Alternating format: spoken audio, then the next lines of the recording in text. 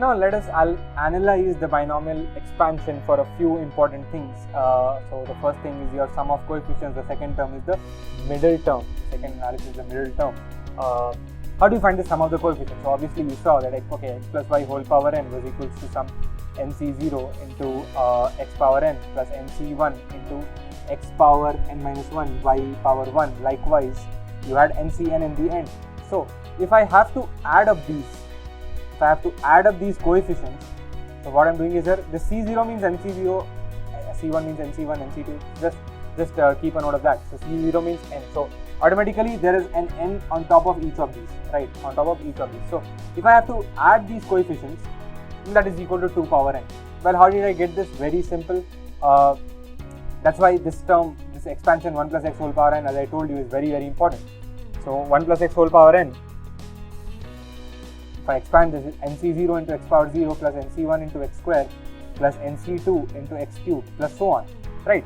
Ncn x power n. What I need is this, only the sum of the coefficients. So I'll put x equal to 1 in this. If I put x equal to 1 in this, that's 2 power n is equals to, on this side all the x's will become 1. So what you'll get is nc0 plus nc1 plus nc2 plus so on plus ncn, and that's what I need. So that's equal to 2 power n. Sum of coefficients of a binomial expansion is 2 power n. What if you have alternate minus and plus?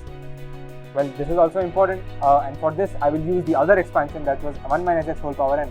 As I told you, even that is important, so you can see the use here.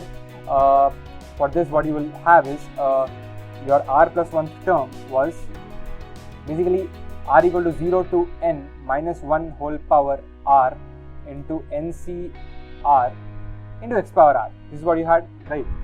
So if I put x equal to 1 in this expansion, then I'll have 0 power n is equals to, I put x equal to 1 where in this expansion, so 0 power n is my LHS, and on my RHS what I have is sigma r equal to 0 to n minus 1 power r ncr, right? Now if I expand this, if you put r equal to 0, you'll have nc0. If you put r equal to 1, you'll have minus nc1. If you put r equal to 2, for all your even r's, you'll have plus.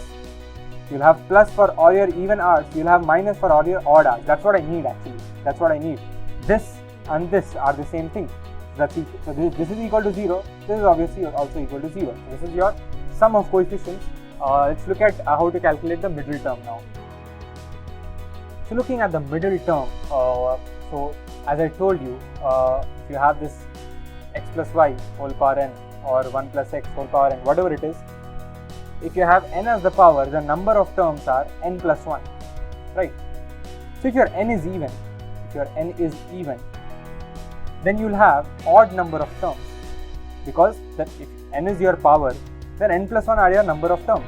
So if your n is even, that means you'll have an even plus 1 number of terms, that means you'll have odd number of terms.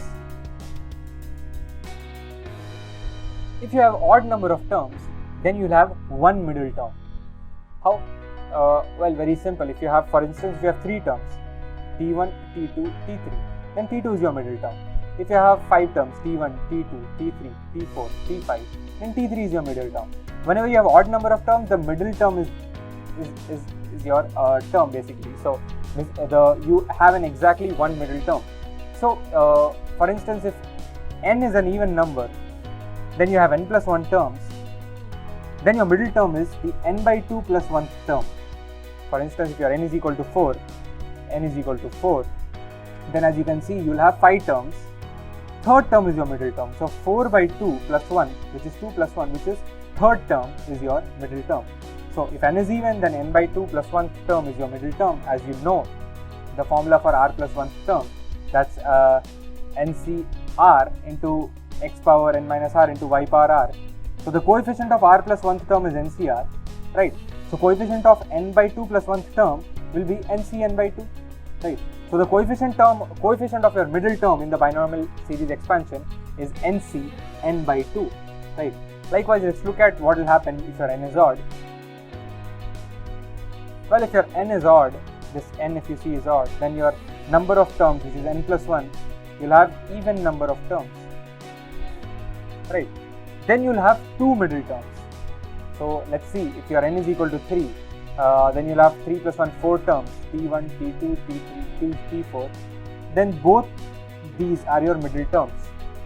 So if your n was 3, then second term and third term were your middle terms. That means your 3 plus 1 by 2, which was the second term, and 3 plus 3 by 2, which is your third term. Both are middle terms, right? So that's why this is your n, this is your n plus 1 by 2, n plus 3 by 2. So n plus 1 by 2 term and n plus 3 by 2 term are your two middle terms. Well, how do you get their coefficients? Once again, convert it into TR plus 1 form. So n by 2 plus 1 can be written as this T, n plus 1 by 2 can be written as 1 plus n minus 1 by 2. As you can see, this 2, if you take it as an LCM, it will work. So this is your r plus 1. This is your r plus 1. This is your r now, this n minus 1 by 2. So the coefficient is NCR. So the coefficient of this is NC n minus 1 by 2. And the coefficient of your this term will be NC n plus 1 by 2. You can check that. So the coefficient of the middle term will be NC n by 2 if n is even, and it will be NC n minus 1 by 2 and NC n plus 1 by 2 if your n is odd. So this was a small analysis of your binomial expansion. Let's move on to the next subtopic.